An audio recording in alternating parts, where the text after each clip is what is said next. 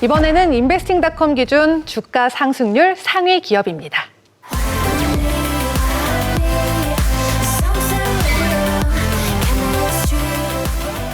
새롭게 맞이한 뉴노멀 시대에서 가장 각광받고 있는 언택트 수혜주죠. 줌 비디오 커뮤니케이션즈인데요. 정확히 어떤 기업인지 알아보겠습니다. 저희 회사나 대학원에서도 굉장히 많은 그렇죠. 사람들이 실제로 줌을 많이 사용하고 있거든요. 근데 저뿐만이 아니라 전 세계에서 이렇게 많이 사용을 하고 있는 건데 주가가 그만큼 굉장히 많이 올랐을 것 같아요. 그 미국 뉴욕 증시가 2월 달에 코로나19 사태 전에 신고가를 쳤는데 그때만 하더라도 이 줌 비디오는 전혀 움직임이 없었어요. 그래서 언제부터 움직였냐면은 미국에서 코로나19가 본격적으로 확산이 되면서 시장에서 좀 감지됐던 게 2월 말인데요. 그러니까 2월 말부터 주가가 움직이기 시작했고요. 6월 들어서 특히 이제 미국에서 경제 재개에 따른 코로나19 재확산 우려가 또 가시화되면서 이 주가가 한 번 더 급등세를 보여가지고요. 6월 그 19일 기준 해가지고 그 주에 주가가 243.88달러 신고가를 기록했고요. 그리고 6월 19일 날에는 신고가 근처인 243.48달러에 마감했는데요. 이 종가는 결국 작년 말 기준에서 약 258%, 약 2배 반 급등한 그런 수치입니다. 근데 정확히 단순히 이제 많이 사용한다를 넘어서서 어떤 이유 때문에 이렇게 많이 올랐을까요? 코로나19가 저희 그 일반 그 생활 패턴을 바꿔놓은 것은 그 재택근무죠.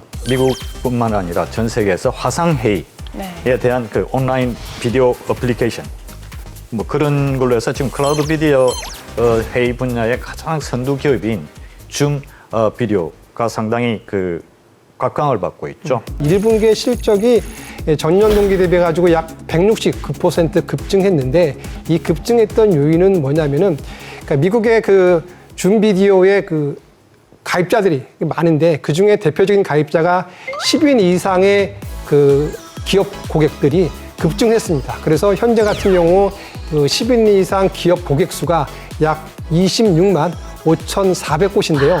줌 비디오에 대해서는 올해 실적 가이던스를 사양 조정했거든요. 그래서 올해 실적이 약 17억 8천 달러에서 약 18억 달러 기록할 것을 예상했는데 이것은 기존 전망치에서 약 2배 정도 늘어난 케이스입니다. 최대 100명을 수용할 수 있는 화상회의가 가능합니다.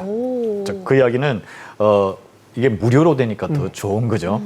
그리고 줌 비디오 주 수입은 저 서비스 구독료죠. 대표적인 기업입니다. 우버나 갭, 오라클, HSBC, 그리고 차이나텔레콤, 그리고 중국은행 이런 등의 회원사나 그다음에 동영상 회의 또는 기업 전화 시스템이 잘 되어 있기 때문에 그런 부분들이 그 하나의 어떤 큰 강점이 아닌가 싶습니다. 국내 기업 어떤 기업과 견줘볼 수 있을까요? 알서포트라는 기업이 있거든요. 이제 국내 기업 중에서 원격 지원 및 원격 제어 솔루션을 제공하는 회사로서요.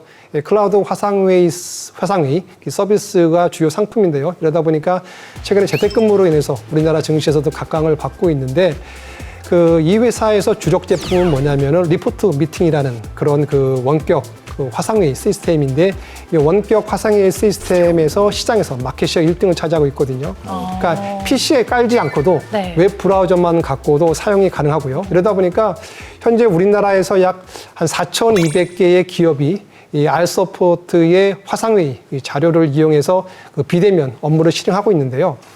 그러니까 우리나라에도 재택근무가 늘어나다 보니까 이 알서포트의 그 사용량도 1월에 비해서 4월에 약 한 34배를 증가했기 때문에 결국엔 알서포트도 그 줌 비디오처럼 매출도 늘어나고 주가도 좀 상승하는 그런 모습을 국내 증시에서 보이고 있습니다. 그리고 또 지난 4월 그 과학기술정보통신부죠. 데이터 네트워크 그다음에 인공지능. 그러니까 DNA죠. 데이터 네트워크 인공지능의 우수 사례로 선정이 되었고 특히 이 회사 같은 경우는 지금 일본에서 상당히 인지도가 높은 기업입니다. 일본에서도 원격 솔루션이나 그다음에 클라우드 화상회의 서비스에 대한 그 서비스를 지금 제공하고 있으니까요. 그리고 또 하나 가장 중요한 것은 이 회사의 2대 주주가 일본의 한전하고 똑같죠. NTT입니다. 네, 이번에는 줌 비디오 커뮤니케이션즈의 리스크에 대해서 한번 알아보겠습니다. 그 줌 비디오를 설립한 사람이 중국계 미국인입니다.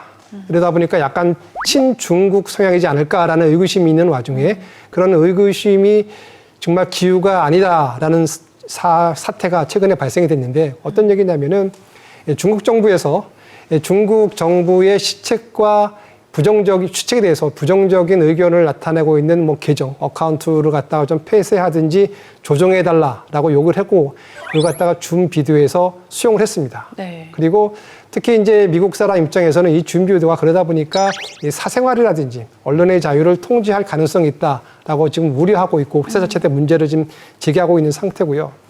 두 번째 같은 경우는 이 줌 비디오가 최근에 매출하고 주가가 올라갔던 이유는 결국에는 코로나19 확산에 따른 재택근무가 늘어났기 때문이잖아요. 네. 근데 만약에 코로나19 사태가 완화되게 되면은 역설적으로 재택근무가 줄어들고 그래서 매출도 감소하지 않을까 이렇게 지금 일부에서는 지금 말하고 있고요. 네.